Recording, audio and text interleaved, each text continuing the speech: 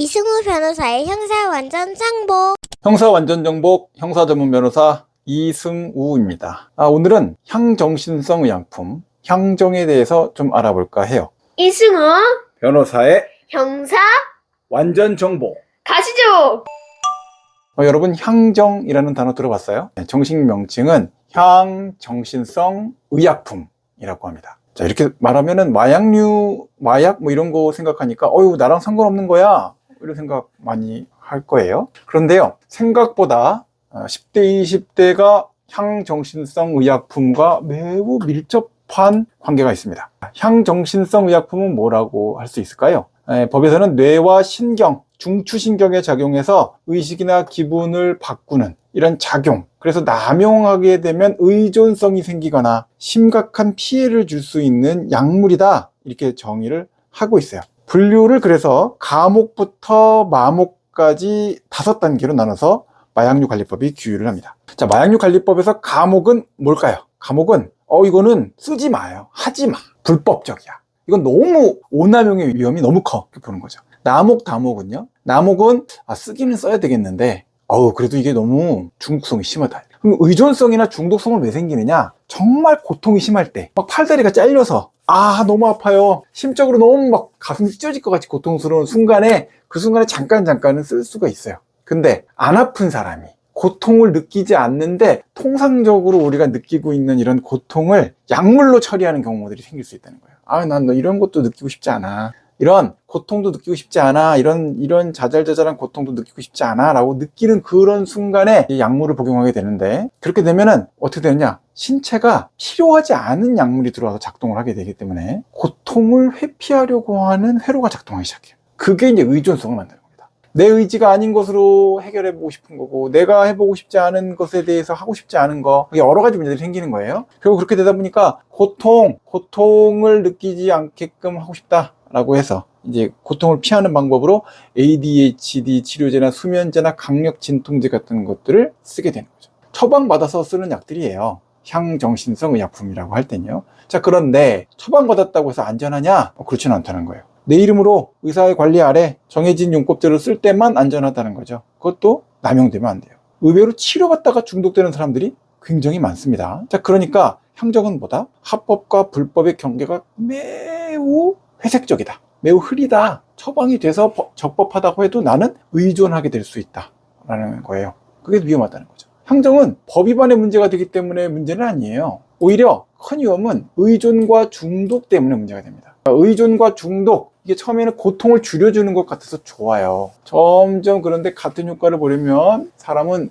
적응하게 되어 있거든요. 점점 더 많은 약물이 필요하게 됩니다. 스스로 끊지 못하고 의존하는 상태가 되고요. 뇌에서의 보상회로라는 거는 되게 웃긴 건데요, 사람이 고통을 느끼고 고통이 해결되면서 기쁨이 옵니다. 기쁨이 누적되면은요, 기쁨을 느끼지 못하게 돼요. 그 인간의 인체의 아주 신비로운 보상회로다, 이렇게 볼 수 있는데, 도파민이라고 우리가 하죠. 그런 보상회로에 작용하는 아주 중요한 물질이라고 하는 도파민 회로가 망가지게 되는 거예요. 그렇게 되니까 어떻게 돼요? 고통뿐만 아니라, 고통을 못 느끼게 되는 것까지 뭐 그렇다고 쳐요. 좋을 수도 있죠. 근데 행복을 느끼는 능력마저 같이 사라져버리는 거예요. 자, 여러분, 우리 10대, 20대 젊은 친구들, 고통은 싫은 거, 나쁜 거 이렇게 생각하죠. 물론 저도 고통 별로 안 좋아하긴 합니다. 근데 고통이란 건요, 삶에 굉장히 중요한 시그널이에요. 신호란 말이에요. 내 몸과 마음이 뭔가 잘못되고 있어 라고 알려주는 신호라고요. 계속 알람이 울리는 거예요. 근데 향정은 뭐예요? 그 신호를 억지로 꺼버리는 거예요. 차를 비유하면요, 엔진룸에서 불이 나서 경고등이 막 켜지고 있는데 그 불을 꺼야지 라고 해서 행동을 하는 게 아니라 경고등 전구를 빼버리는 거예요. 소리 안 나게 꺼버리는 거죠. 그럼 어떻게 돼요? 죽어요, 결국은. 몸과 정신의 고통을 내가 계속 받고 있는데, 몸은 그걸 계속 받고 있고 누적돼 가고 있고 쌓이고 있는데 내가 그걸 느끼지만 못하게 되는 거거든요. 사실은 고통이라는 게요, 있어야 사람이 존재할 수가 있습니다. 고통을 통해서 나를 각인하게 되고요, 세상과의 상황을 느끼게 되고요, 그걸 통해서 나를 보호하게 되고, 그리고 내가 어떤 필요성을 느끼게 되고, 그 필요성이 충족되는 순간에 행복을 느끼게 되는 거거든요. 그런 문제이기 때문에 의존을 하면 안 돼요. 자, 부모님이 HD 너 증상이 너무 심한 것 같으니까 공부 잘해야 되니까 이거 좀 먹어봐, 친구가 야 이거 먹어봐, 이거 굉장히 공부 잘 되는 약이야, 이럴 때 한번 생각해 봐야 돼요. 이 약을 지금 내가 먹는 거는 좋아, 성적 한번 올리는 데는 뭐 도움이 될 수 있겠죠. 근데 이 약이 앞으로 내 삶에, 긴 내 삶에 행복을 빼앗는 건 아닐까? 내가 필수적으로 느껴야 될 정보를 주는 고통을 빼앗아 버리는 건 아닐까? 고통이 있어야 원인도 찾고 문제를 해결할 수 있거든요. 약으로 고통을 지워버리면 어떻게 돼요? 시그널이 사라져버려요. 원인은 그대로 남아있고요. 그럼 어떻게 되겠어요? 삶 전체가 무너질 수밖에 없겠죠. 그리고 남는 건 뭐예요? 약에서 깨어나고 나면 거대한 공허함, 더 깊은 절망감. 그래서 고통을 없애면 행복도 사라진다는 거, 그걸 기억해야 돼요. 이게 향정 의존을 막고자 하는 이런 많은 사람들의 노력 또는 알고 있는 본질적인 향정의 위험인 거예요.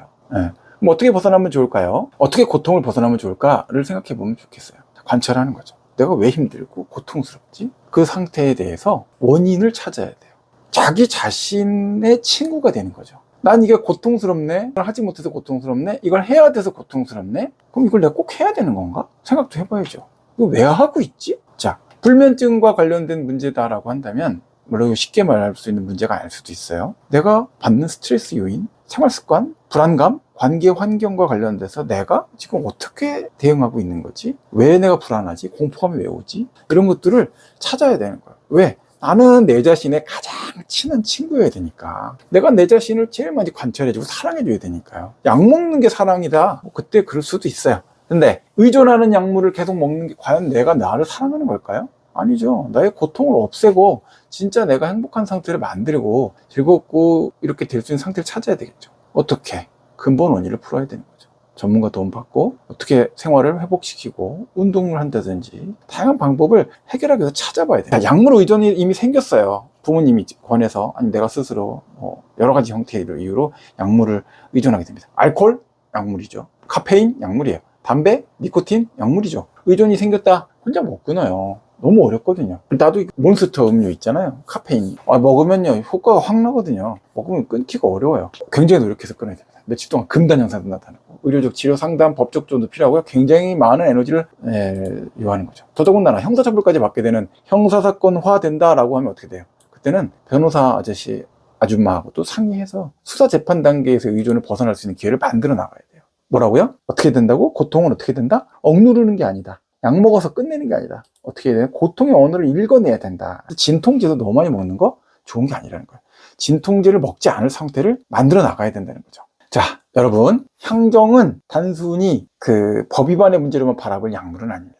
법 위반만 아니면은 그 약물을 먹어도 된다, 이런 게 아니라는 거예요. 고통이라고 하는 삶에 굉장히 중요한, 나의 행복을 위해서 필요한 그 신호를 근본적으로 지워버리는 그런 위험한 장치라는 거예요. 자, 고통은 뭐라고요? 피해 나가야 될 장애물이 아니에요. 여러분이 성장하고 문제를 해결할 수 있도록 도와주는 굉장히 중요한 핵심적 정보라고 생각을 해야 됩니다. 뭐라고요? 너무 힘들다고요? 엄마 아빠 설득이 안 된다고요? 뭐 세상은 왜 이렇게 힘드냐고요? 그래요. 나도 그렇게 생각을 많이 했죠. 근데 그 문제들이 삶의 숙제예요. 한 번에 다 하려고 하지 말고요. 하나씩 해결해 나가야 되는 거죠. 자, 여러분의 생각과 말은 언제나 새로운 운명을 위한 초석이라는 거, 그리고 여러분은 여러분의 안전을 능동적인 질문과 의논을 통해서 지켜나가야 된다는 사실, 이 기억을 해주기 바래요. 질문, 능동적으로 해결 방법을 찾아서 질문해요. 고통이 느껴지면 뭐 해야 된다고요? 왜 고통이 생겼지? 느껴지지? 질문하라는 겁니다. 그거 기억하세요. 자, 형사 완전 정복, 저는 형사 전문 변호사 이승우였습니다. 안녕. 이승우 변호사의 형사 완전 정복.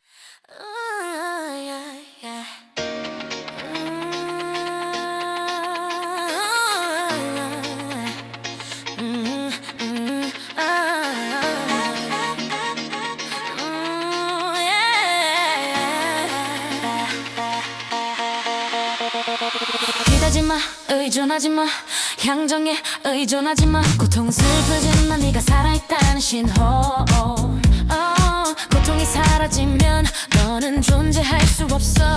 오감은 크고 작은 고통이야, 크고 작은 고통이야. 붐치카 붐붐치카, 향정과 마법 5단계 clap clap.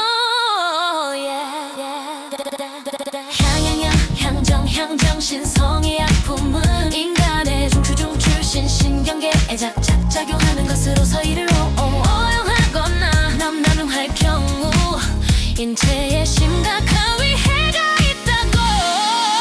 이런 그런 물질 향정신성의 약품은 인간의 중추신경계에 작용하는 것으로서 이를 오려 허용하거나 남용할 경우 인체에 심각한 위해가 있다고. 이런 그런 물질 마약류 관광관리법은 향정신성 의약품을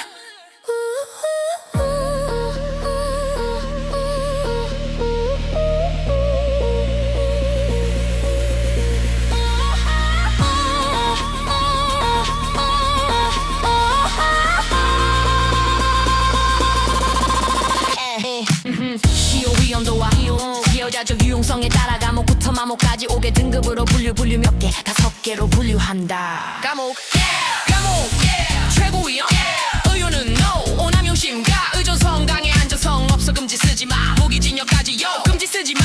감옥은 매우 제한적 처방만 가는 남용은 심각해 처벌도 강해 10년 이하 벌금도 원억 주의해라. 감옥은 high risk 컨트롤 감옥은 중간 의료에 쓰여 신체는 약하지만 정신은 강력. 나바다 낮아도 방심은 금물 중추의 타격 감형은 불법. 감옥은 저위험 의료용 오케이 의존성 약해도 조심은 must. 규제는 존재의 자유는 아니야. 감옥도 관리해 법망은 살아. 감옥은 섞인 복합제재 성분이 들어가 있을 때 의존성 없다면 제외도 가능. 법은 체크 혼합은 판단 혼합은 판단 혼합은 판단 감옥 5단계 drop 감옥 무기 5년 이상 감옥 무기 5년 이상 감옥은 10년 이하의 징역 또는 1억 원 이하의 벌금. 나다 목은 10년 이하 벌금 가능. 감옥도 처벌의 위험도 유용성 기준은 탑 법은 철저 사회를 프로텍트 향정신성 귤 respect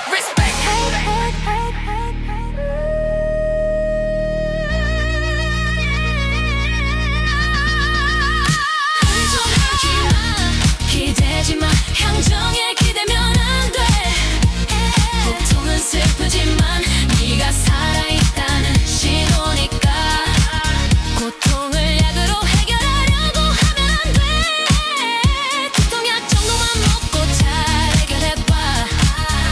두통약 정도만 먹고 잘 해결해봐. 두통약 정도만 먹고 잘 해결해봐. 두통약 정도만 먹고 잘 해결해봐. This out.